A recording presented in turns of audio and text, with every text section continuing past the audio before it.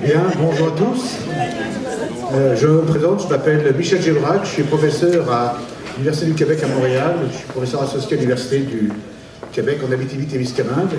Je suis également titulaire de la chaire en entrepreneuriat minier UQAM avec ma collègue Suzanne Durand à Rouen, et c'est moi qui vais donc animer ce séminaire. Je souhaiterais vous souhaiter la bienvenue à ce séminaire sur le droit minier, sur le régime québéco-canadien.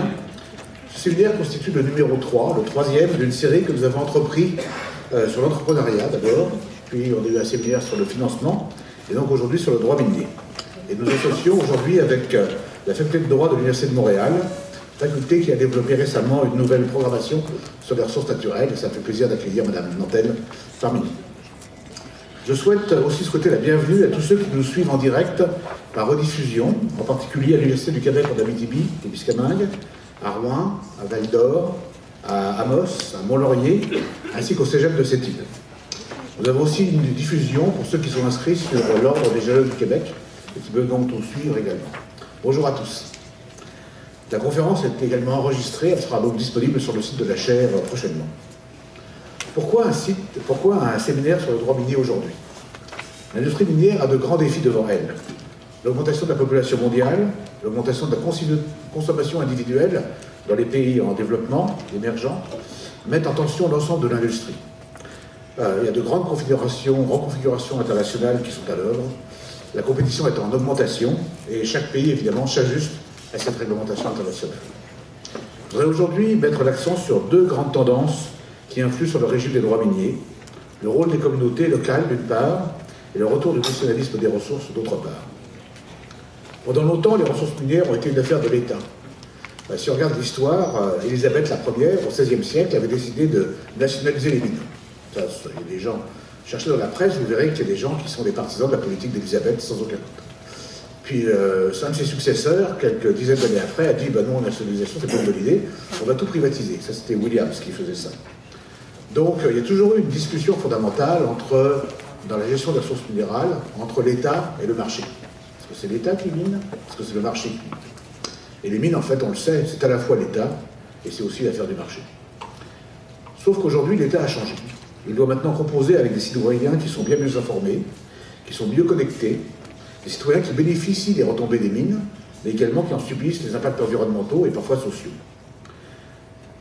Donc, évidemment, il faut mieux... Le dialogue, qui était un dialogue avant entre seulement les sociétés minières et l'État, maintenant c'est devenu un trilogue, dans lequel il y a non seulement les sociétés minières, l'État, mais également les communautés locales. Alors évidemment, comment prendre en compte l'intérêt des communautés locales? Comment partager la rente? Comment aller au-delà du simple partage de la rente? Comment effectivement aller vers peut-être un co-développement minier qui associerait l'État, les entreprises minières et les communautés? Ces questions sont majeures et leur réponse n'est pas évidente du tout. En effet, les mines s'insèrent dans un marché mondialisé et les communautés locales n'ont généralement pas les moyens humains et financiers pour apprécier les enjeux. Il ne s'agira donc pas seulement de redistribuer des dollars, mais il va falloir aussi redistribuer de la responsabilité et de la connaissance.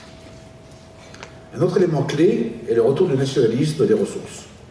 L'embellie du cours des métaux pendant les 10 premières années du XXIe siècle a permis aux entreprises minières de faire de copieux bénéfices, d'engranger quelques dollars, effectivement, et les États veulent leur part du gâteau, c'est bien naturel. Les États producteurs souhaitent augmenter leurs revenus et mieux contrôler la transformation, et ça partout dans le monde. Les lois sont modifiées, adaptées pour que l'État retrouve une place plus importante face au marché, pour qu'une gestion à long terme, en définitive, redevienne d'actualité. Mais ce n'est pas évident, car quand on regarde un peu l'histoire, on s'aperçoit que ce sont toujours les consommateurs qui ont la décision. Ce sont eux qui, en fait, orientent les marchés, et ce n'est pas vraiment les producteurs.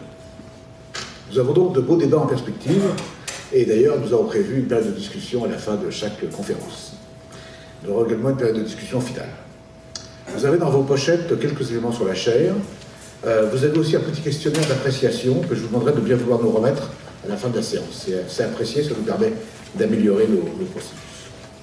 En conclusion, je voudrais remercier nos conférenciers d'avoir accepté de partager leur savoir avec nous. Je voudrais remercier l'Université de Montréal pour sa collaboration. Je voudrais remercier nos commanditaires, Dion Schultz et SIDEX, dont la commandite de la chaire et l'appui est toujours accepté. Merci Michel Champagne. Enfin, on voudrait remercier toute l'équipe de la chaire qui a contribué à l'organisation de ce séminaire, en particulier Charlotte. Vous voyez où Charlotte? Elle est là, voilà. Et Christina Maud-Bergeron, qui est là-bas, voilà, en rouge, et toute l'équipe de la chaire. Bonne conférence.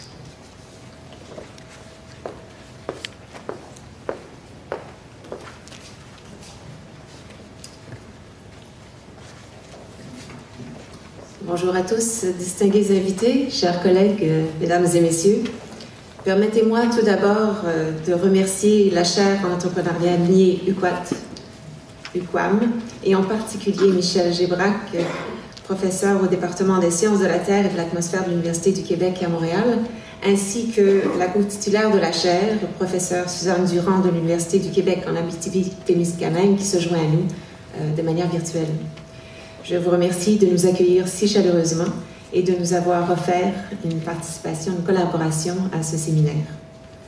Je joins le professeur Gébrac pour souhaiter la plus cordiale bienvenue aux participants de Val-d'Or, Rouyn-Noranda, Sept-Îles, Amos, Mont-Laurier, ainsi qu'à l'Association des femmes autochtones du Québec, à l'Ordre des géologues du Québec, ainsi qu'à leurs membres, et nos nombreux collègues avocats qui se retrouvent avec nous virtuellement. Au nom du doyen de la Faculté de droit de l'Université de Montréal, M. Guy Lefebvre, je transmets nos plus sincères félicitations au professeur Gébrac d'avoir mis sur pied ce séminaire sur le droit minier. Nous sommes heureux de participer à cette initiative conjointe avec des partenaires aussi privilégiés sur le terrain, tels que la chaire, ainsi que la Société d'investissement dans la diversification de l'exploration, SIDEX. La recherche visant la maîtrise et la compréhension des processus menant à l'exploitation et à l'exploitation minière requiert une recherche parallèle des enjeux juridiques inhérents à l'exploration et à l'exploitation minière. Les ressources naturelles, nous le savons tous, sont la pierre angulaire pour soutenir la croissance économique, augmenter le niveau de vie et réduire les inégalités sociales dans de nombreux pays à l'échelle mondiale. Cependant, plusieurs rapports d'organismes internationaux, dont l'ONU, indiquent que si la croissance des besoins en matière des ressources naturelles maintient son rythme effréné, la demande de consommation triplera d'ici 2050, nous le savons, et en particulier, le domaine minier en sera affecté. Cette croissance accentuée par le phénomène de la globalisation des marchés fait en sorte qu'il faut non seulement comprendre les principaux enjeux qui y sont liés, mais aussi tenter d'y apporter des solutions innovantes au bénéfice des différents acteurs de la société dans une perspective de développement juste et durable. Bénéficiant personnellement de 25 années de pratique en matière de financement corporatif et valeurs mobilières, plus particulièrement dans le secteur minier, je ne peux qu'insister sur la nécessité de maîtriser les enjeux politiques, sociaux, culturels, économiques et juridiques que soulève le développement des ressources minières, lesquelles sont considérables, particulièrement dans un contexte de mondialisation. La formation d'une relève compétente et innovante, ainsi que la formation continue des intervenants actuels en ces matières, s'avère plus que jamais essentielle. La Faculté de droit de l'Université de Montréal est plus que jamais consciente de cette réalité, notre institution ayant par ailleurs fait des ressources naturelles un des axes prioritaires de recherche. L'été dernier, la Faculté de droit offrait en collaboration avec le Centre d'études et de recherche internationale CERIUM la première école internationale d'été en ressources naturelles qui s'intitulait « Ressources naturelles, une planète entre vos mains ». À titre de co-titulaire avec Maître Langlois et directrice de cette école, j'ai eu le privilège de recevoir plus de 28 conférenciers réputés en provenance du Québec, du Canada, de la Chine, du Brésil et évoluant dans les milieux universitaires et juridiques, dans la communauté d'affaires, ainsi que dans plusieurs domaines tels que l'exploitation des ressources hydriques, l'énergie hydraulique et éolienne, les mines, le gaz et le pétrole, qui ont tous et chacun partagé leur expertise avec des étudiants, des professionnels et le grand public. Ce programme multidisciplinaire, unique, visait à mieux saisir les défis liés aux ressources naturelles et en particulier aux miniers, et d'établir là où les positions et les discours sont souvent polarisés, un dialogue mieux informé, susceptible de favoriser un rapprochement des parties prenantes. La Faculté de droit de l'Université de Montréal maintient son engagement dans la transmission du savoir en matière des ressources naturelles et dans le domaine minier, en offrant, par ailleurs, à travers différents programmes, des cours en droit minier. Je vous invite à cet égard à consulter le site de la chaire de professeur Gébrac, sur laquelle vous retrouverez les liens et les différents programmes offerts par la faculté de droit.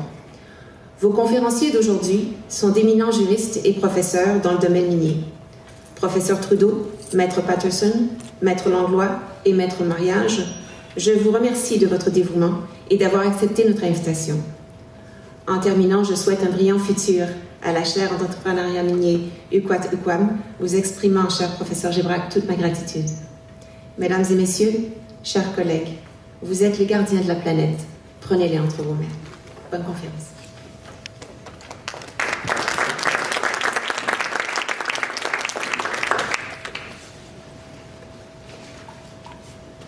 Merci Madame Nantel. Alors, il me fait plaisir d'introduire notre premier conférencier. Monsieur Maître Pierre Langlois est avocat conseil au sein du groupe de droit des affaires Magarty-Tétrault.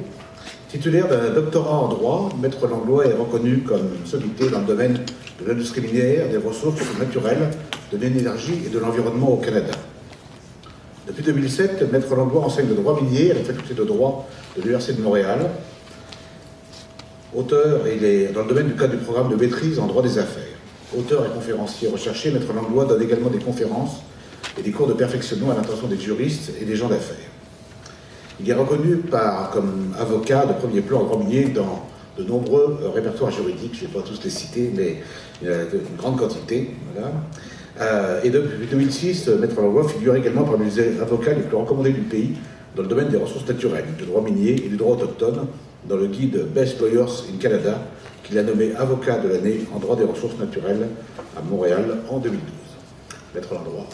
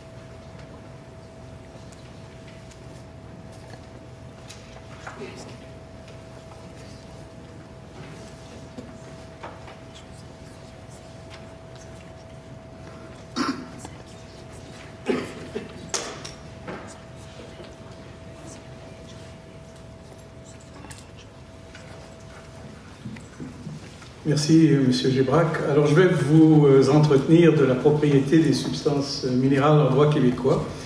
C'est une matière qui est très technique. On ne peut pas la vulgariser au-delà d'un certain degré, sinon on fausserait les choses. Dans le cadre du cours en droit minier que je donne à l'Université de Montréal, il faut normalement entre 3 et 6 heures pour exposer dans le détail cette matière. J'ai une quarantaine de minutes et je ne vais donc pas entrer dans tous les détails. Notamment, je vous ferai grâce de la jurisprudence, entre autres, qui n'est pas très nombreuse, mais qui nécessite quand même des explications lorsque on doit la traiter assez détaillée et m'en tenir donc aux grands principes. Si vous avez des questions, je vous invite à m'interrompre au fur et à mesure. Ça peut devenir un peu lourd si vous attendez à la fin pour me les poser. Alors,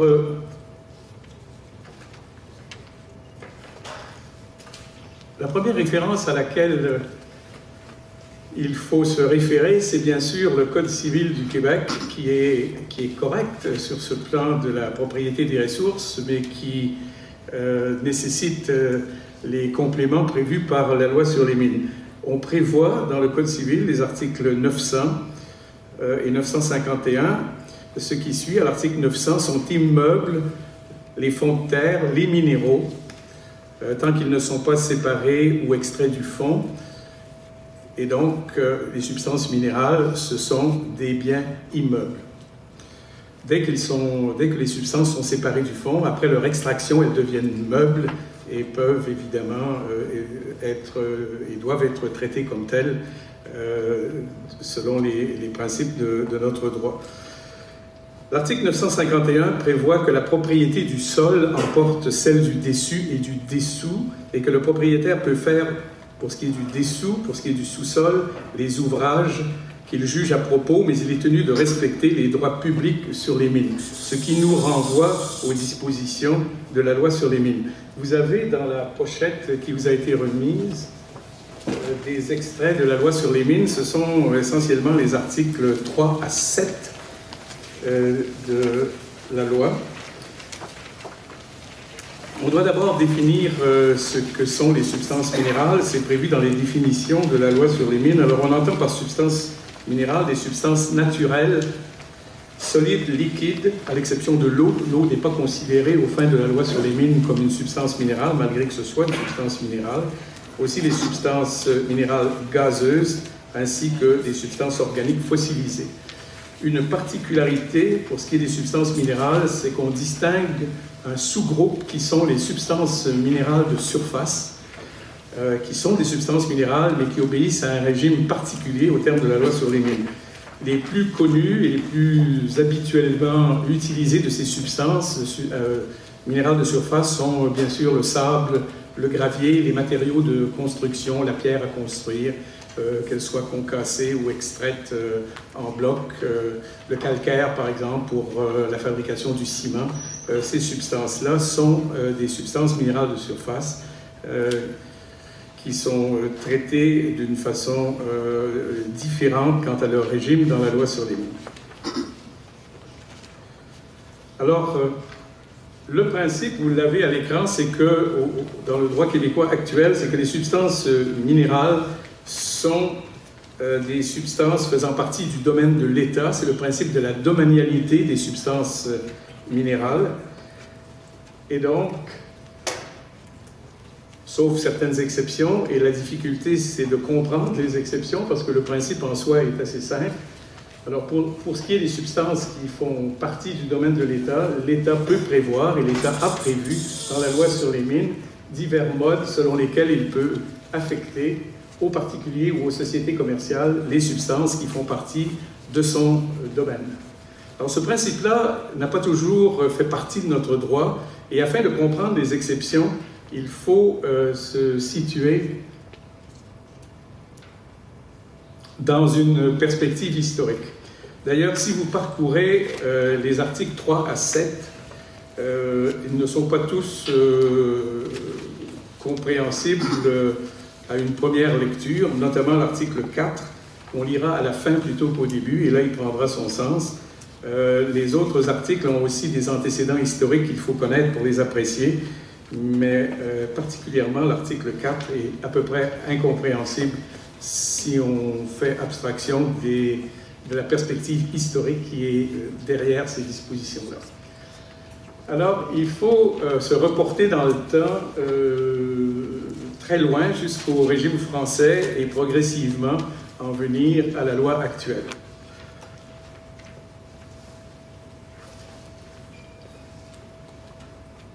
Bien sûr, cette notion de substance minérale faisant partie du domaine de l'État ne se pose que lorsqu'on traite de terres aliénées ou concédées par l'État à des fins autres que minières, dans les terres du domaine de l'État.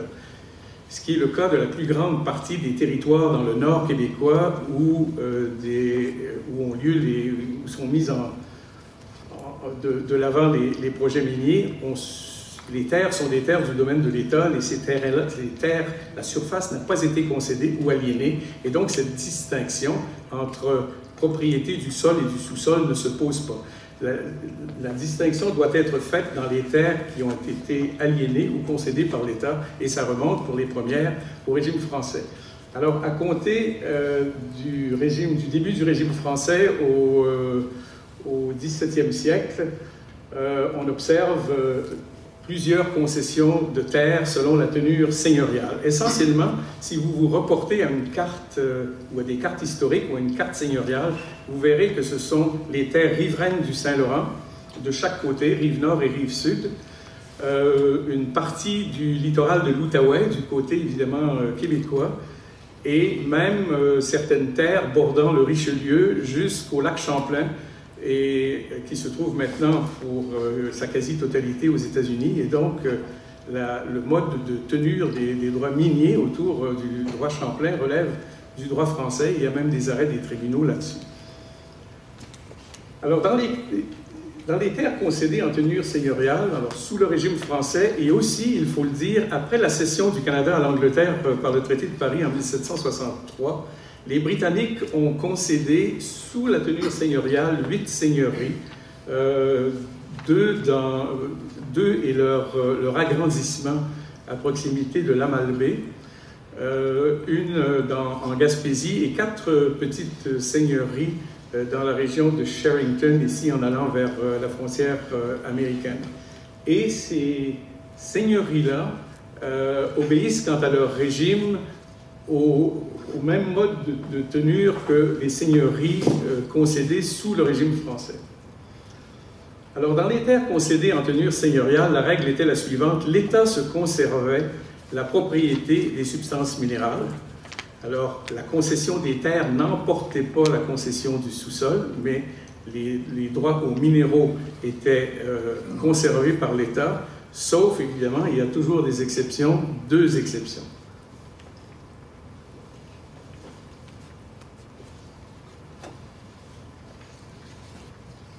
Alors, la première exception, c'est mention contraire dans les titres de concession. C'était toujours possible au départ le roi de France, puis ensuite les grandes compagnies concessionnaires, la Compagnie des Indes occidentales, et ensuite Compagnie des Centres associés, et par la suite les concessions étaient faites par l'intendant. Il était toujours possible dans les titres de concession que l'État se départisse de certaines substances minérales. Et il y avait aussi l'exception prévue dans une ordonnance du roi Henri IV de 1601, et je vais vous lire rapidement ce qui en est, parce que vous allez voir que la même nomenclature revient dans les lois postérieures jusqu'à la loi actuelle. Alors, certains types de minéraux étaient concédés à même la concession de la surface, et parmi celles-ci, on retrouve le soufre, le salpêtre, le fer, l'ocre, le pétrole, et c'est le pétrole de surface, et non pas le pétrole qu'on va chercher en profondeur maintenant, le charbon de terre, l'ardoise, le plâtre, la craie, et autres sortes de pierres pour bâtiments, meules de moulin, lesquels, et là on voit l'exception, pour bonnes et grandes considérations, nous, c'est le roi Henri IV qui s'exprime, en avons accepté et acceptons en faveur de notre noblesse et pour gratifier nos bons sujets. Alors, l'État, dans les concessions de terre en tenure seigneuriale, soit sous le régime français, soit par les Britanniques, mais en tenure seigneuriale après la cession du Canada à l'Angleterre, acceptait ces substances-là. Alors, principe sous la tenure seigneuriale, principe de domanialité, 2 exceptions. Mention expresse dans les titres de concession à l'effet que l'État, le concédant, se réservait, enfin, transmettait certaines substances et les substances que j'ai énumérées. Après le traité de Paris en 1763, comme je l'ai mentionné, les Britanniques ont concédé certaines terres sous la tenure seigneuriale, mais rapidement ont introduit ici, dans ce qui était la province de Québec au départ, le mode de concession en francs et commun stockage, qui était le mode de concession qui avait cours et qui a toujours cours en Angleterre. Et selon le mode de concession en francs et commun stockage, la règle était complètement à l'opposé de celle qui avait cours en tenure seigneuriale, c'est-à-dire que l'État ne se réservait les droits qu'à l'or et l'argent. Et toutes les autres substances minérales passaient dans le titre de concession aux propriétaires du sol. Il en a été comme cela jusqu'à l'adoption de la première loi sur les mines le 24 juillet 1880, qu'on appelle l'acte concernant les mines en cette province. C'était son nom au départ, mais je vais toujours me référer à la loi sur les mines. Alors, dans les terres concédées dans les cantons, avant le 24 juillet 1880, l'État ne se réserve que les droits à l'or et l'argent, exception possible, concession exprès, réserve express par l'État d'autres minéraux. Vers la fin du 18e siècle, l'État s'est réservé dans certaines concessions les droits au cuivre, entre autres, et au fer. Ça n'a qu'une incidence historique maintenant, compte tenu de ce qu'on verra par la suite, mais je tenais à vous le mentionner. En 1867, adoption de la loi constitutionnelle, qu'on appelait au départ la loi de l'Amérique britannique du Nord, et au terme de l'article 109 de la loi sur la loi constitutionnelle, toutes les terres, les mines, les minéraux et les réserves appartenaient aux différentes provinces du Canada. Donc, pour ce qui est du Bas-Canada de l'époque et du Haut-Canada, provinces de Québec et de l'Ontario maintenant, Nouvelle-Écosse, Nouveau-Brunswick, les 4 provinces d'origine, ces provinces-là ont hérité de la propriété des terres, des mines et des minéraux, ce qui a permis au Québec de légiférer en 1880 en adoptant la première loi sur les mines. Ce n'est pas la première loi historiquement qui traite des mines. Il y avait eu une loi de la province du Canada, adoptée donc, je saurais vous dire la date, mais entre 1840, date de l'acte d'union, et 1867, date de la loi constitutionnelle concernant les mines d'or dans la Beauce, mais c'est une loi ponctuelle et qui n'est pas d'application générale. Et la première loi d'application générale en matière de mines, c'est la loi du 24 juillet 1880, qu'on appelle « Acte concernant les mines en cette province ». Alors, au terme de cette loi-là, on commence par définir ce que sont des mines, et vous verrez que la définition n'est pas heureuse, mais c'est celle qui avait été retenue à l'époque. Alors, on lit ceci: mine ou minerai signifie et comprennent toute pierre, roche ou rocher, terre ou terre alluviale, où il se rencontre de l'or, de l'argent, du cuivre, du phosphate de chaux, apatite, de l'asbeste, de l'amiante et toute autre substance minérale de valeur appréciable, et tous les endroits où l'on peut en faire l'exploitation. De fait, c'était l'ensemble des minéraux. Et l'article 3 de cette première loi sur les mines précise qu'il n'était pas nécessaire à l'avenir de faire mention dans les lettres patentes, ça c'est les documents de concession de terre, pas nécessaire de faire mention dans les lettres patentes de terres octroyées pour des fins agricoles, de la réserve des droits de mine, laquelle réserve est toujours censée exister suivant les dispositions du présent acte. Donc, à compter de l'adoption de cette loi qui est entrée en vigueur le 24 juillet 1880, le principe de la domanialité est posé. Donc, les substances minérales appartiennent à l'État, font partie du domaine de l'État, mais cette loi-là n'est pas rétroactive, c'est-à-dire que le régime en place dans les terres concédées en tenure seigneuriale ou dans les terres concédées dans les cantons avant l'adoption de la loi de 1880, ces régimes-là sont maintenus. Et donc, on a, à compter du 24 juillet 1880, 3 régimes en place, ce qui est fort malcommode et qui sera corrigé quand même une trentaine d'années plus tard. Et c'est la prochaine étape. 4e point à l'écran, abandon de certaines substances minérales aux propriétaires superficiaires au terme de modifications apportées à la loi sur les mines. Et ce sont des modifications apportées en 1910 par une loi qui s'appelle Loi amendant la loi des mines du Québec.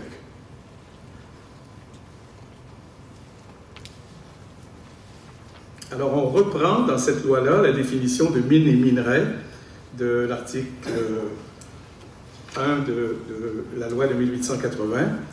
On répète à peu près verbatim. Alors, mine et minerai signifient et comprennent toute pierre ou roche, terre alluviale, où il se rencontre de l'or, de l'argent, de l'étain, du cuivre, du fer, du phosphate de chaux, de l'amiante, et on ajoute quelques substances, du manganèse, du feldspath, du kaolin, et toute substance minérale susceptible d'être tirée du sol avec profit. Et là, on ajoute ceci. Cependant, les pierres à bâtir et de sculpture, Et d'ailleurs, si vous vous reportez aux extraits de la loi sur les mines que je vous ai donnés, vous allez retrouver la même nomenclature, pas tout à fait dans le même ordre, mais à l'article 5 qui se trouve à la page 2 du texte. Et c'est vraiment la source historique de l'actuel article 5 de la loi sur les mines que cet article, que cette définition de la loi sur des modifications de la loi sur les mines de 1910.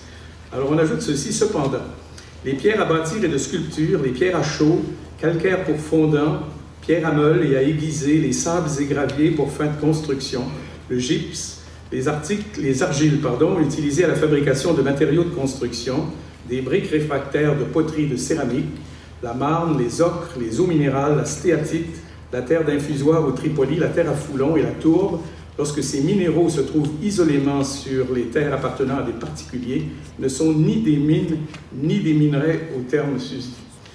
Donc, on exclut de la notion de mine les substances dont je viens de vous lire la liste et qu'on retrouve dans cette définition. Et on ajoute à la loi sur les mines un nouvel article qui dit ceci: l'exception contenue dans la définition s'applique aux concessions superficiaires du passé, comme à celles qui seront faites à l'avenir, tant dans les seigneuries que dans les cantons.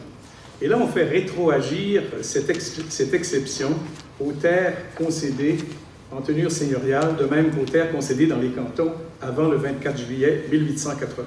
Et donc, ces substances énumérées dans la définition ajoutée en 1910 à la loi sur les mines et qu'on retrouve à l'actuel article 5 de la loi sur les mines, ces substances ne constituent ni des mines ni des minerais et donc obéissent au même régime que la propriété du sol.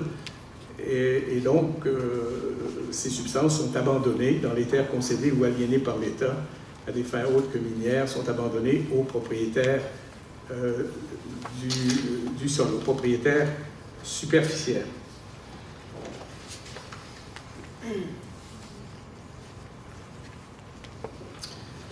Et puis là, s'écoule 72 ans sans que le régime soit vraiment modifié, jusqu'en 1982,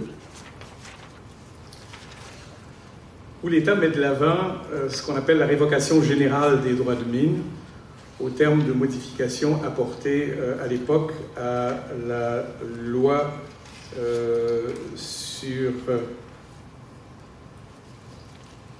les mines. Alors cette loi qui est fort importante, évidemment elle a été intégrée à l'actuelle loi sur les mines. Sa référence est Loi du Québec, chapitre 1982, chapitre 27.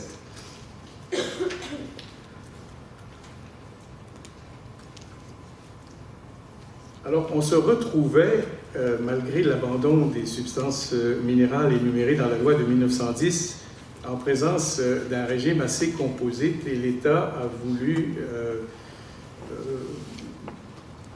réorienter, je dirais, les grands principes en procédant à la révocation générale des droits de mine.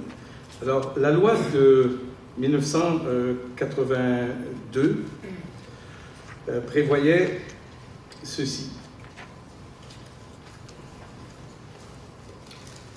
Alors, elle prévoyait la révocation en faveur de l'État à compter du 15 septembre 1982. Alors ça, c'est la date effective de la révocation de des droits de mine le 15 septembre 1982. Et ce projet de loi-là, et ça a son importance, il avait été déposé devant l'Assemblée nationale le 6 mai 1982, et cette date-là va revenir dans les articles qui traitent de la révocation. On a voulu faire rétroagir un certain nombre de principes à la date, un peu comme on fait en matière fiscale, à la date de dépôt du projet de loi. Alors, sont révoqués en faveur de la couronne à compter du 15 septembre 1982, essentiellement trois catégories de droits miniers. Premièrement, et je ne vais pas les mentionner dans l'ordre de la loi, mais plutôt dans l'ordre, je dirais, de la chronologie. D'abord, les droits aux mines et aux minières, les minières étant des mines de surface, ne faisant pas partie du domaine public dans les terres concédées en tenure seigneuriale, que ces droits aient été cédés ou non à un censitaire. les concessions faites par l'État ou les grandes compagnies qui administraient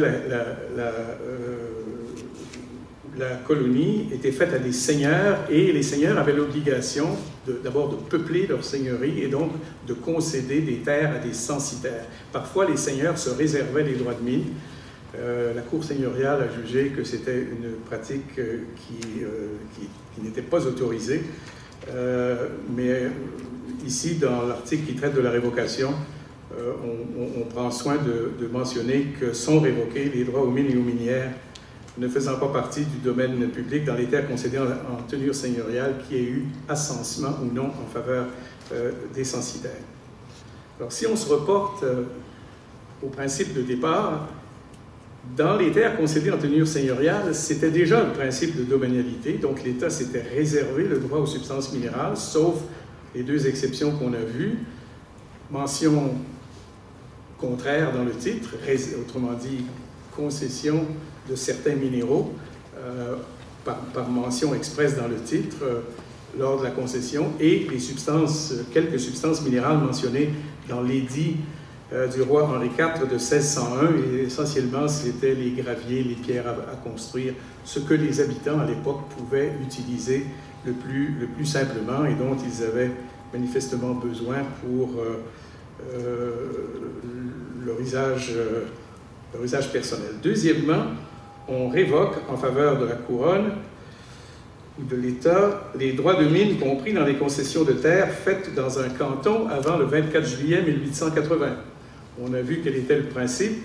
Dans les terres concédées dans les cantons avant le 24 juillet 1880, l'État ne se réservait que la propriété de l'or et de l'argent, et les autres substances passaient aux concessionnaires dans le titre de concession. On révoque ces droits miniers-là. Et finalement, on révoque également les droits de mine compris, non plus ici dans des concessions de terre, mais les droits de mine compris dans des concessions minières, alors des concessions accordées pour fin d'exploitation minière, pour lesquelles des lettres patentes ont été délivrées avant le 1er juillet 1911. On est en 1982, 71 ans plus tard, au terme des concessions antérieures à juillet 1911, c'était fort peu probable qu'il y avait encore quelque activité. Et donc, un peu pour nettoyer l'état de ces concessions qui dataient quand même d'un bon moment, on les a révoquées.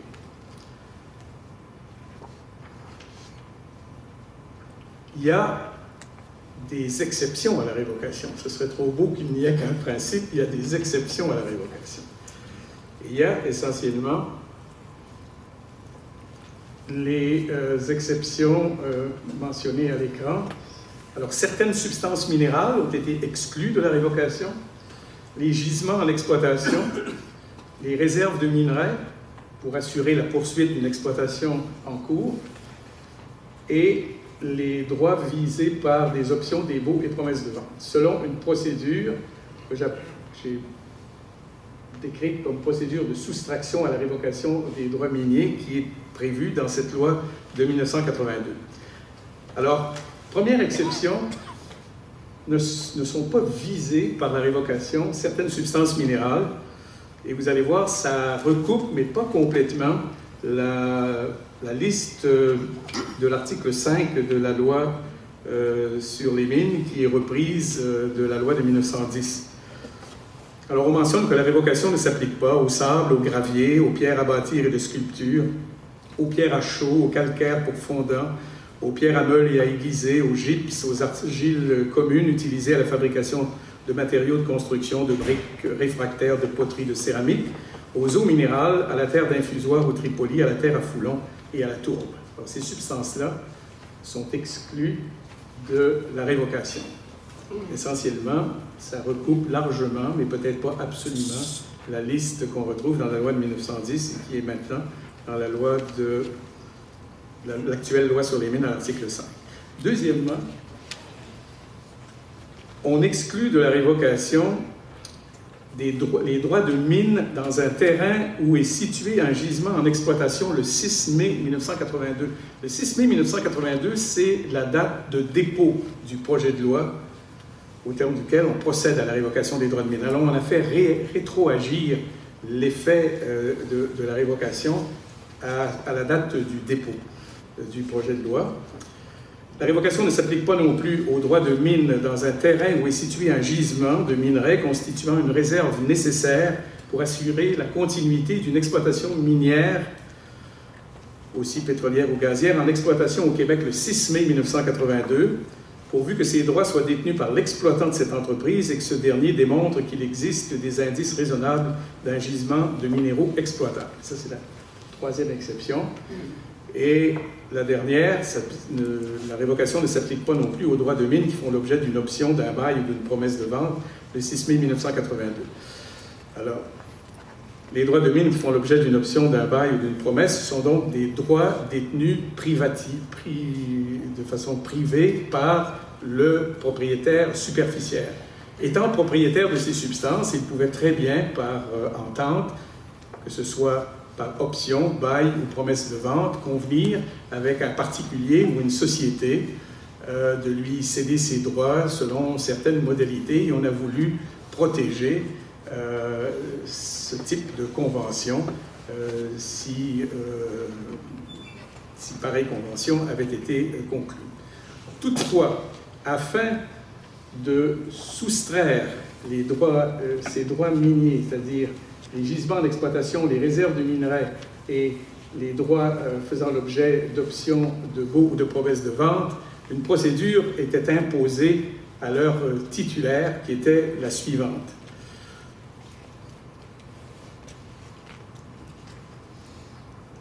Alors, dans le cas des gisements en exploitation et des gisements constituant des réserves, alors les deuxième et troisième exceptions, le propriétaire ou l'exploitant devait produire dans les 180 jours, donc 6 mois, suivant le 15 décembre 1982, donc en gros avant le 15 mars 1983, il devait produire auprès du registraire des titres miniers.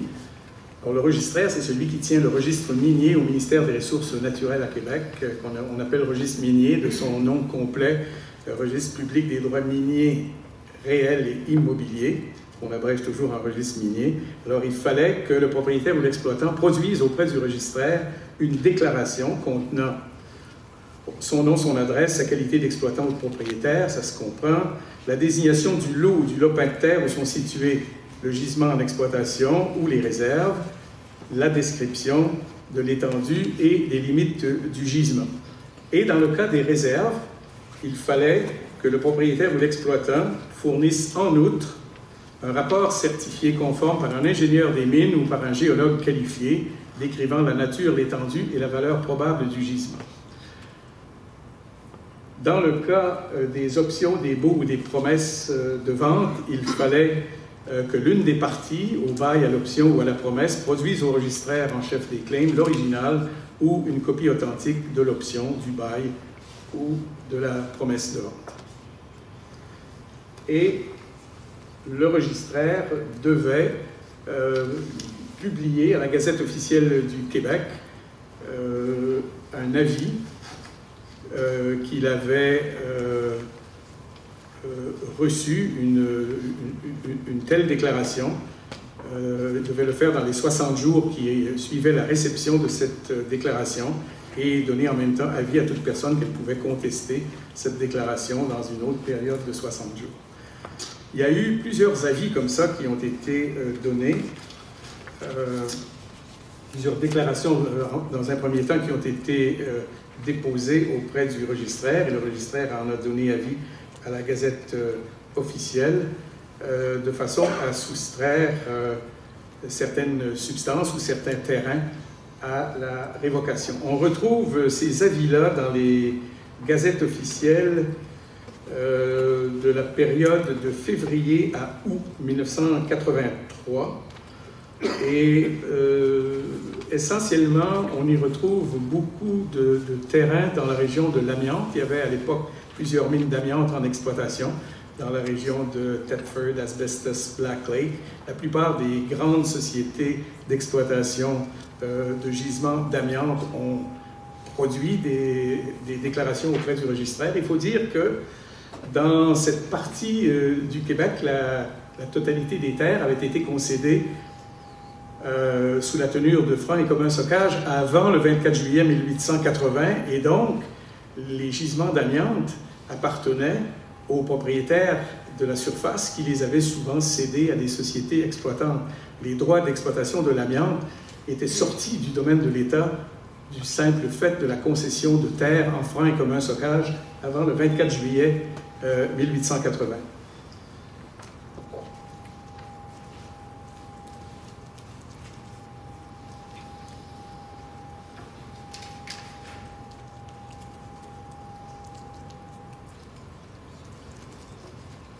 Et là, on va se reporter aux dispositions de la loi sur les mines, et vous les avez dans le cartable qui vous a été remis. Alors, il n'y a que quelques articles qui traitent de la propriété du droit aux substances minérales. Alors, le principe, il est posé à l'article 3, sous réserve des articles 4 et 5, donc ce sont des exceptions. Le droit aux substances minérales, sauf celle de la couche arabe. La couche arabe, c'est la couche qui porte les végétaux, donc en profondeur, c'est peu profond. Et ça va de soi que dans une concession de terre, il fallait au moins laisser la couche arabe aux propriétaires de la surface, sinon il n'y aurait pas eu grand-chose de compris dans la concession. Alors, le droit aux substances minérales fait partie du domaine de l'État. C'est le principe de domanialité, et on a vu un peu historiquement comment on a mis en place ce principe-là. On était parti historiquement sous le régime français dans les terres concédées en tenure seigneuriale du principe de la domanialité qui s'était perdu sous le régime anglais avant le 24 juillet 1880 et qui n'avait pas été complètement rétabli avant la révocation générale des droits sur les mines en 1982. Et là, on voit les exceptions. À l'article 4, ne fait pas partie du domaine de l'État le droit aux substances suivantes lorsqu'elles se trouvent. C'est préférable, enfin j'ai toujours trouvé qu'il était préférable de lire cet article-là, non pas dans l'ordre des paragraphes tels qu'on les retrouve, mais en sautant tout de suite au premièrement et deuxièmement et troisièmement vers la fin de l'article. On ne fait pas partie du domaine de l'État le droit aux substances suivantes. Premièrement, les substances minérales contenues dans un terrain où était situé un gisement en exploitation le 6 mai 1982, ça c'est la date de dépôt du projet de loi qui a opéré révocation des droits sur les mines, pourvu qu'une déclaration conforme à la loi ait été déposée au bureau du registraire dans les 180 jours qui ont suivi le 15 septembre. Deuxièmement, les substances minérales contenues dans un terrain où était situé un gisement qui constituait une réserve, on a vu, une réserve nécessaire à la continuation d'une entreprise minière en exploitation au Québec le 6 mai 82, pourvu qu'à cette date, l'exploitant ait été titulaire des droits dont elle faisait l'objet, qu'il ait démontré l'existence d'indices permettant de croire à la présence d'un gisement exploitable et que dans les 180 jours qui ont suivi le 15 septembre 1982, il est déposé au bureau du registraire une déclaration conforme à la loi. Et enfin, les substances minérales visées dans une option, une promesse de vente ou un bail le 6 mai 1982, pourvu que l'original ou une copie authentique du document ait été déposé au bureau du registraire dans les 180 jours qui ont suivi le 15 septembre 1982. On reprend ici, dans le cadre de l'article 4, essentiellement les dispositions de la loi opérant révocation des droits de mine de 1982. Alors, ces substances-là, lorsqu'elles se trouvent, et là, on a trois situations, dans les concessions minières pour lesquelles des lettres patentes ont été délivrées avant le 1er juillet 1911. Alors, ici, ce sont des concessions minières et non des concessions de terrain. J'ai insisté là-dessus il y a un moment. Deuxièmement, dans les terres concédées avant le 24 juillet 1880, donc dans des cantons, dans un canton ou concédées par billet de location, oublions la particularité qui suit. Essentiellement, ce sont des terres concédées dans les cantons avant le 24 juillet 1880 et, troisièmement, dans des terres concédées en tenure seigneuriale où les droits miniers n'appartenaient pas à l'État. En principe, ils appartenaient à l'État, sauf mention au contraire dans les titres de concession et sauf certaines substances énumérées dans l'édit du roi Henri IV de 1601. Puis, à l'article 5, Et c'est là que la boucle se boucle. Au terme de cet article, l'État abandonne aux propriétaires du sol le droit aux substances dont la liste suit lorsqu'elles se trouvent dans des terres qui ont été concédées ou aliénées par l'État à des fins autres que minières avant le 1er janvier 1966. Donc, ça rétroagit jusqu'au régime français, quel que soit le mode de concession. Ça s'applique dans les terres concédées en tenure seigneuriale, en tenure de franc et commun stockage. Alors, les substances dont la liste est mentionnée dans l'article 5 sont abandonnées aux propriétaires du sol. Et on retrouve parmi ces substances le sable, le gravier, la pierre à construire, à sculpture ou à chaux, le calcaire pour fondant, pierre à meule et à aiguiser, gypse, argile commune utilisée dans la fabrication de matériaux de construction, de briques, de poterie, de céramique, l'eau minérale et certaines autres substances, pour autant qu'elles soient évidemment isolées des autres substances minérales et évidemment les minéraux de la couche arable. En 1965, on avait modifié la loi sur les mines et on avait prévu, pour ce qui est des substances énumérées à l'article 5, que dans les concessions de terre qui seraient faites à compter du 1er janvier 1966, cette loi de 1965, elle est entrée en vigueur le 1er janvier 1966, alors plutôt, pour les concessions à venir, plutôt que d'abandonner la propriété des substances mentionnées à l'article 5 aux propriétaires superficiaires, on lui permettait plutôt de les déplacer et de les utiliser pour ses besoins domestiques. Donc, pour ce qui est de ces substances énumérées à l'article 5, il y a deux régimes et il faut se reporter à la date de concession des terres pour faire la distinction. Alors, dans les terres concédées avant le 1er janvier 1966, abandon de la propriété de ces substances minérales aux propriétaires superficiaires, qui peut donc les exploiter sans détenir par exemple de claim ou de bail d'exploitation de substances minérales de surface. Il est propriétaire de la ressource. Les dispositions, évidemment, en matière de protection de l'environnement s'appliquent et s'il faut des certificats d'autorisation du ministère de l'Environnement pour certaines activités, ça n'atteint pas la propriété de la substance. Quelqu'un peut avoir pleinement le droit d'exploiter, mais toujours sous réserve de la législation et de la réglementation environnementale. Et dans les concessions de terre faites après le 1er janvier 1966, le droit du propriétaire, ou s'il s'agit de baux de terre du domaine de l'État, le locataire, peuvent utiliser pour leurs besoins domestiques les substances mentionnées à l'article 5.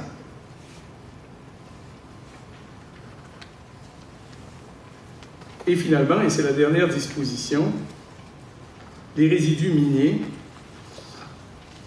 Alors, résidu minier est une notion qui est définie au départ dans la loi sur les mines.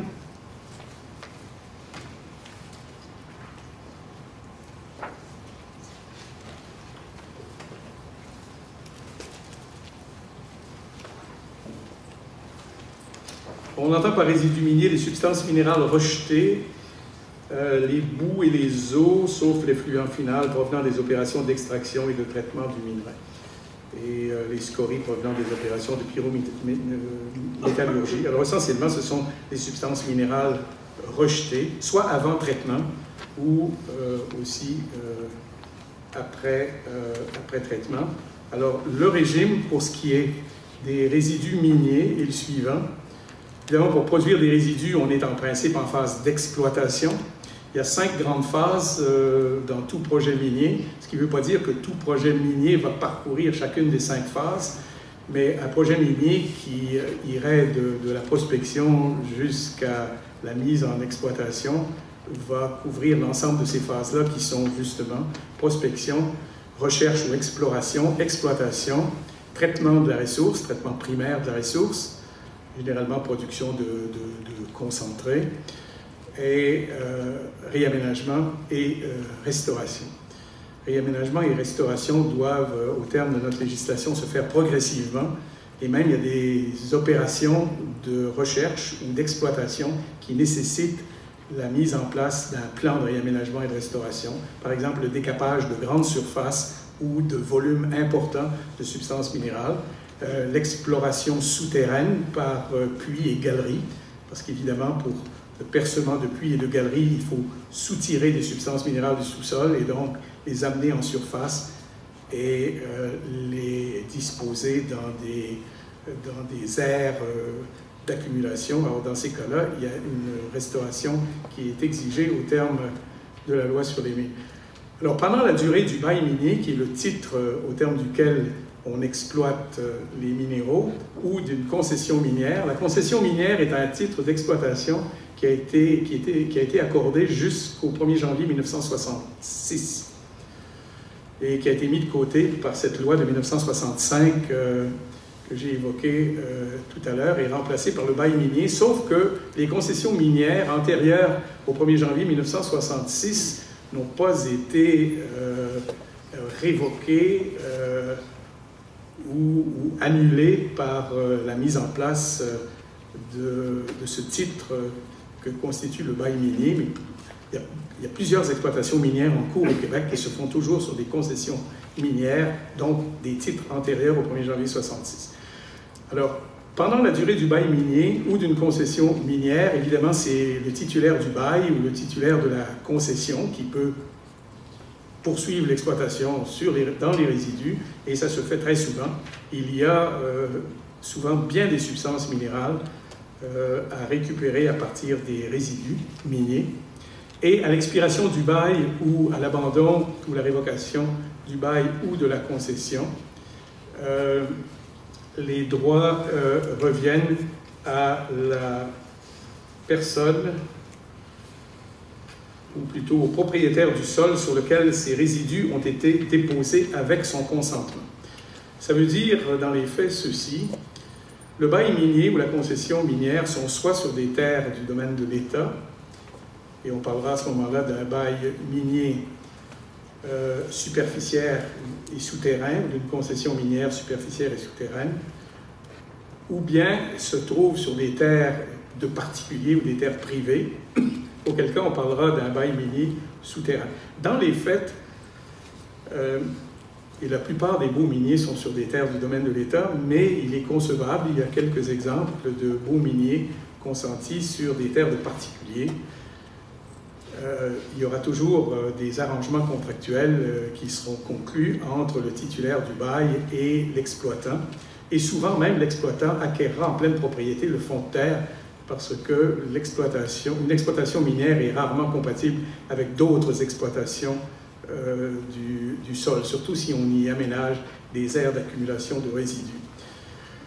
Et alors, à l'expiration du bail ou de la concession ou leur révocation, c'est le propriétaire du sol sur lequel les résidus ont été déposés qui acquiert le droit à ces résidus. Et donc, sur les terres du domaine de l'État, c'est l'État qui acquiert les droits aux résidus miniers et qui peut donc accorder d'autres titres. Et souvent, la recherche minérale va se poursuivre par le biais de claims qui seront accordés à des tiers et l'histoire peut reprendre.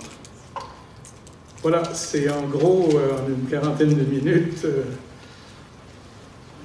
les grands principes de tenue des substances minérales au Québec. Je ne suis pas entré dans tous les détails. D'abord, ça aurait été extrêmement fastidieux. Il aurait fallu beaucoup plus de temps. Et vous avez essentiellement les grands principes. Donc, domanialité, sauf certaines exceptions. Alors, il y a certaines substances qui ont été exclues de la révocation. Il y a certaines substances, et ce sont en gros les mêmes, qui ont été par la suite abandonnées aux propriétaires superficiaires. On les retrouve à l'article 5. Et pour les concessions minières postérieures au 1er janvier 1966, distinction entre l'abandon propriétaire superficiaire, qui n'est pas maintenu, mais plutôt un droit d'utiliser et de déplacer à des fins personnelles, et puis toutes les substances minérales, les terrains dans lesquels se trouvent ces substances minérales qui ont été soustraits à la révocation des droits miniers en 1982. Ce qui oblige, et vous le voyez tout de suite, à chaque fois qu'on aborde un projet minier concrètement, de vérifier quel est l'état des droits miniers, qui est titulaire de quoi et jusqu'à quel degré. Et c'est la première chose à faire dans le cadre de tout projet minier, c'est d'établir le cadre législatif et réglementaire applicable au projet. Et le premier élément de ce cadre, c'est la propriété des substances minérales. Et le cadre est beaucoup plus vaste que ça, parce qu'il va inclure, entre autres, toutes les questions environnementales.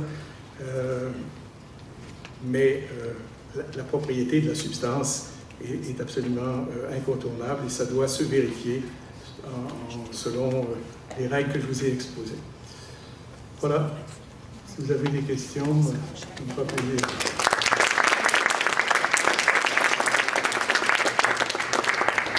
Merci, Maître Nordois. Est-ce qu'il y a des questions? Oui. Pensez-vous que la révocation... Donnez votre nom, simplement. Dominique Doucet, de Ressources Sirius. Oui. Pensez-vous que la révocation de droits miniers qui a eu lieu en 1982 a été une bonne chose pour le Québec? Là, ça déborde le cadre du droit. C'est certain que ça a unifié un régime qui était auparavant assez fragmenté. Ça a établi d'une façon définitive, et je ne pense pas qu'on reviendra là-dessus, le principe de domanialité avec un certain nombre, évidemment, d'exceptions. Les exceptions ont permis quand même pour les personnes qui étaient, ou sociétés, qui étaient à l'époque soit exploitants de mines ou qui détenaient des réserves pour assurer la poursuite de l'exploitation, de se soustraire à la révocation. Et ça a été largement utilisé, comme j'ai mentionné, dans le domaine, dans la région de l'amiante, entre autres, on retrouve plusieurs sociétés et des superficies. J'ai reporté ça sur des plans. On a dans les avis qui ont été publiés dans la Gazette officielle des références de lots et de cantons et de cadastres, et on peut voir que ça recoupe quand même des superficies assez considérables. Il faut dire aussi que les minéraux, il n'y a souvent pas qu'un seul minerai présent dans un sol donné. Par exemple, avec l'or, et vous le savez mieux que moi, il y a souvent de l'argent, il y a du cuivre, il y a peut-être d'autres minéraux. Et si l'État n'est titulaire que de l'or et de l'argent, et ça a été le cas, entre autres, sur la rive sud du Saint-Laurent, dans les cantons qui ont été concédés au-delà de la limite des seigneuries, ça a eu pour effet un peu de paralyser l'exploitation minière, en ce que, d'une part, c'était des particuliers qui étaient titulaires des droits à certaines substances, par exemple le cuivre, dans des terrains où il pouvait y avoir aussi de l'or dont l'État était titulaire. Et là, il fallait, pour quelqu'un qui aurait voulu se livrer à des activités minières, à la fois détenir des droits qui venaient de l'État et d'autres droits qu'il aurait fallu acquérir de particuliers. Alors, c'est un régime qui était peu pratique, et c'est une des raisons derrière, d'ailleurs, la révocation. Moi, je pense que c'est une bonne chose, mais on peut différer complètement d'opinion. Parce que vous n'êtes pas sans savoir, je pense que vous venez de faire révision, parce que cette loi-là faisait suite à la pression, même ce qui est à l'origine de la formation de l'Association des prospecteurs du Québec, qui avait fait des pressions auprès du gouvernement Lévesque à l'époque pour qu'il y ait révocation, parce que la recherche des titres notariés pour savoir qui possédait quoi dans les cantons de l'Est faisait en sorte que l'exploration était totalement impossible. Voilà. Et si vous me permettez, juste peut-être une petite analogie, moi je trouve que c'est un peu comme le retour en arrière, parce que là, on a vu pourquoi il y a eu révocation dans les anciennes seigneuries, afin de permettre la mécanique d'exploration de pouvoir se faire. Et d'ailleurs, par la suite, il y a eu des entreprises d'exploration qui ont œuvré dans les cantons de l'Est et les seigneuries. Sauf que c'est un peu curieux, parce qu'aujourd'hui, avec les pressions sociales et politiques qu'on vit au Québec, on voit qu'il y a des modifications dans la loi des mines, dans laquelle il y a beaucoup de pression pour que les explorateurs cognent aux portes des propriétaires de surface avant de faire quoi que ce soit en exploration. Et comme vous le savez, lorsqu'on fait de l'exploration de base, on doit travailler sur des grands territoires qui vont couvrir une multitude de propriétaires, et on revient au problème qu'on avait à la fin des années 70, c'est-à-dire que cette situation-là de connaître, ne serait-ce que connaître les propriétaires de surface et de communiquer avec eux, va faire en sorte qu'il n'y aura plus d'exploration dans la partie sud, au sud du Saint-Laurent, au Québec. Et c'est un drôle de retour de l'histoire. Non, vous avez raison. D'ailleurs, dans les modifications qui ont été apportées en décembre à la loi sur les mines dans le cadre du projet de loi 70, on oblige les titulaires de claim à donner avis aux propriétaires de surface. Et donc, il faut identifier ce propriétaire et ça va nécessiter, dans bien des cas, des recherches de titres qui, par moment, pourront être assez complexes. Et vous évoquiez la situation des titres dans la région de l'amiante. Il faut dire que les concessionnaires de départ, ceux qui avaient reçu par lettre patente la propriété de certaines terres, souvent avaient aliéné les droits miniers indépendamment de la surface à des sociétés exploitantes et s'étaient réservés à eux-mêmes des droits, et de départager tout ça est extrêmement complexe, ou était extrêmement complexe, ça l'est moins parce qu'il n'y a plus de mines en exploitation. Est-ce que l'amiante reviendra? C'est une autre question, mais effectivement, ce sont des questions dans le concret qui nécessitent souvent bien des heures avant d'avoir une réponse claire. Mais c'est très, très, très juste comme... Il y a une question ici. Oui. Est-ce que vous pourriez prendre le micro, parce qu'il y a des gens qui nous écoutent à distance. Merci.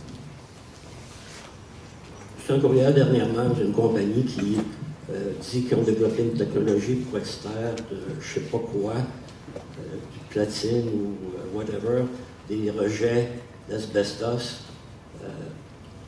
Fait que ça veut dire, si cette compagnie-là regarde ça, il doit en avoir d'autres, puis il doit y avoir des petites chicanes, là. Il y a plusieurs terrains qui ont été soustraits dans la région de l'amiante à la révocation des droits de mine, donc, sauf l'or et l'argent, dont l'État était titulaire au départ. Les autres substances sont demeurées dans le domaine privé, et si quelqu'un veut aller faire des travaux de recherche dans ces substances-là, ça va se faire sur la base de droits consentis contractuellement avec le propriétaire de la surface, avec le propriétaire des résidus qui peut être souvent une personne distincte du propriétaire de surface. Pas nécessairement, mais c'est possible. Okay. Oui, la question n'est pas absolument réglée. D'autres questions? Oui, madame. Vous pouvez vous présenter.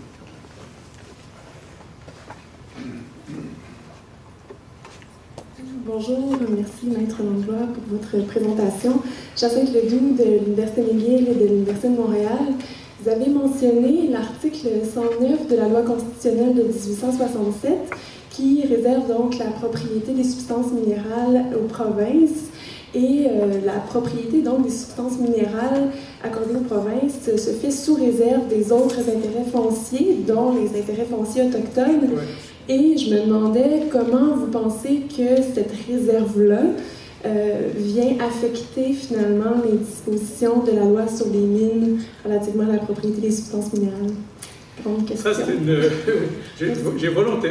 volontairement, je n'ai pas abordé ça parce que ce serait une conférence en elle-même que les droits des Autochtones. Il faut dire que concrètement, il y a, je dirais sans exception, des conventions qui sont négociées entre les promoteurs et les groupes autochtones intéressés, que ce soit à l'étape de la recherche ou de l'exploration, de l'étape de la pré-production et encore plus, évidemment, de l'étape de l'exploitation par le biais de ces conventions sur les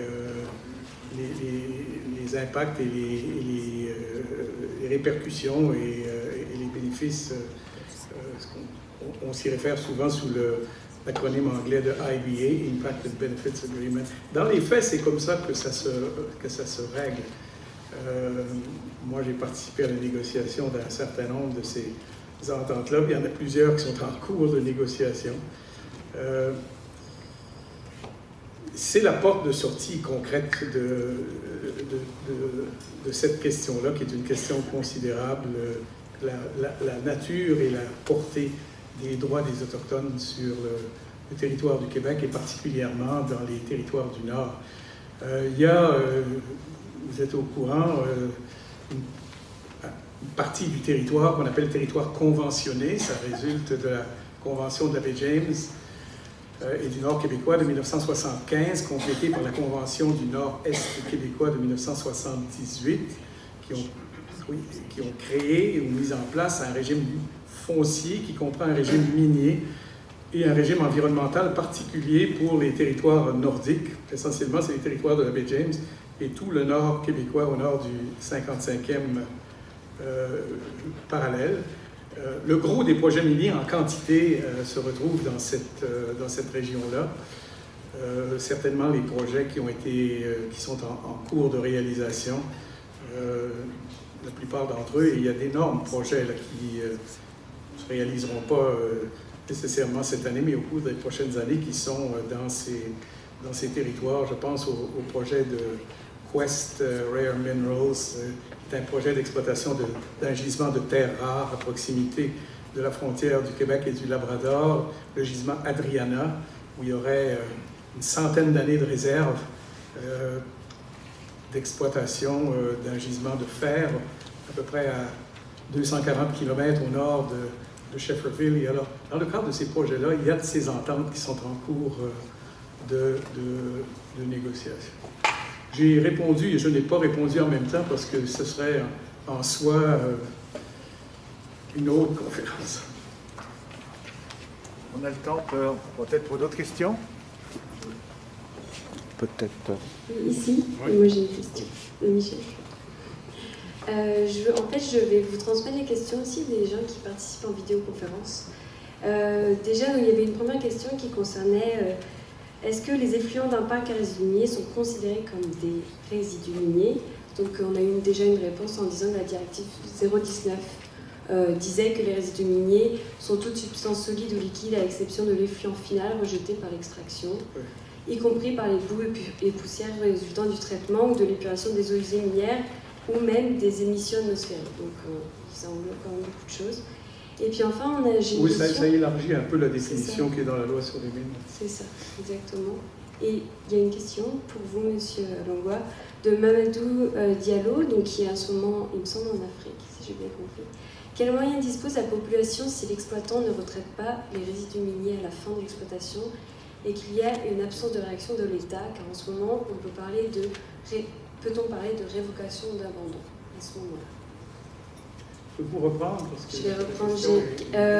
Quels moyens dispose la population si l'exploitant ne retraite pas les résidus miniers à la fin de l'exploitation ou qu'il y ait une absence de réaction de l'État? Il n'y a pas obligation à la fin de l'exploitation de retraiter les résidus ou quoi que ce soit. Ce qui doit être fait, c'est de compléter le réaménagement et la restauration du site au terme d'un plan de réaménagement et de restauration qui, lui, doit être élaboré et doit être déposé et approuvé depuis les modifications apportées par le projet de loi 70 en décembre dernier au terme de la loi sur les mines, doit être approuvé avant l'émission du bail minier. Jusqu'à ces amendements, ce qui était exigé, c'était de déposer le plan, mais qui souvent était approuvé quelques années après la mise en exploitation. Ce n'est plus possible maintenant pour les gisements qui seront mis à l'exploitation dans le futur. Le plan doit être déposé et approuvé par le ministre des Ressources naturelles, qui lui doit consulter le ministre du Développement durable, de l'Environnement, de la faune et des parcs avant l'émission du bail minier. Et le réaménagement et la restauration doivent être mis en œuvre progressivement. Par exemple, je pense au projet Black Rock à proximité du Chibougamau, qui sera mis en exploitation au cours des prochaines années. Il sera mis en exploitation par phase, à ciel ouvert. Alors, il y aura une première fosse d'extraction, et ensuite, il y en aura une deuxième, une troisième, et peut-être d'autres. Et lorsqu'on passera de la première fosse à la deuxième, il est tout à fait concevable, et probablement que ce sera le cas, qu'on procède et qu'on complète la restauration de la première fosse, et donc de ne pas retarder la mise à exécution du plan à la fin de l'exploitation totale, qui pourrait être 20 ans, 25 ans plus tard. Ça doit se faire progressivement. C'est ça qui est nécessaire. Le retraitement, et c'est peut-être aussi le sens de la question, c'est pas obligatoire comme tel, mais de déposer et de faire approuver un plan, oui, et de réaliser, mettre en œuvre le plan à la fin de l'exploitation, absolument. Merci. Peut-être j'aurais une question. Quand on regarde la loi québécoise, l'une des particularités, c'est qu'elle prévoit des permis miniers, mais qui ne sont pas spécifiques de la substance recherchée. Voilà. Si on comprend bien. C'est très différent dans beaucoup de pays du monde. Dans beaucoup de pays du monde, les différentes substances font l'objet de permis qui peuvent se superposer d'ailleurs. Est-ce que ça correspond à une histoire particulière du Québec où il n'y a pas eu de différenciation? Historiquement, la législation québécoise sur les mines n'a jamais tenté de créer de distinction entre les diverses substances minérales. Dans les codes miniers africains, avec lesquels vous êtes sans doute familiers, surtout les pays de l'UMOA, de l'Union économique et monétaire ouest-africaine, il y a dans certains de ces codes des catégories de substances minérales, une dizaine de catégories, et quand on obtient un titre, qui n'est pas là-bas le claim, mais c'est l'équivalent, un permis de recherche ou des autorisations de recherche ou de prospection, ça vise des substances particulières, mais on peut faire élargir le permis si on découvre autre chose que ce qu'on a droit théoriquement de rechercher au terme du permis, ce qu'on appelle, je pense, les substances marginales dans la plupart des pays là-bas. Mais ici, on n'a jamais, je pense, senti le besoin de faire cette distinction. La seule distinction qui est faite, c'est entre les substances minérales et les substances minérales de surface, pour lesquelles il faut obtenir des titres particuliers, mais c'est la seule. On va prendre une dernière question. Bonjour. Ma question, ce serait de savoir, vous avez mentionné plutôt que dans le fond, les résidus miniers appartenaient aux propriétaires de surface. Dans le cadre d'anciennes mines, il y en a beaucoup en Abitibi-Témiscamingue. Si la mine n'est pas réhabilitée, la compagnie paraît propriétaire des résidus miniers sur son domaine. Oui, si elle n'a pas rétrocédé le bail ou la concession, c'est possible. Il faut regarder de quel type de bail il s'agit. Parfois, ce sont des baux superficiaires et souterrains. Parfois, ce sont des baux souterrains. Donc, la surface appartient à l'État. Mais tant que la concession ou le bail est en vigueur, évidemment, le titulaire peut toujours aller sur les lieux et faire des travaux. Mais à la fin, à l'expiration ou à l'abandon ou à la révocation, et généralement on est sur des terres de l'État. Il faut dire que dans le gros des cas, on est sur des terres de l'État. C'est l'État qui hérite. Ouais, ma question était plus dirigée, mais je prends l'exemple de l'amiante. C'est sur des anciens claims, c'est pas sur la nouvelle législation.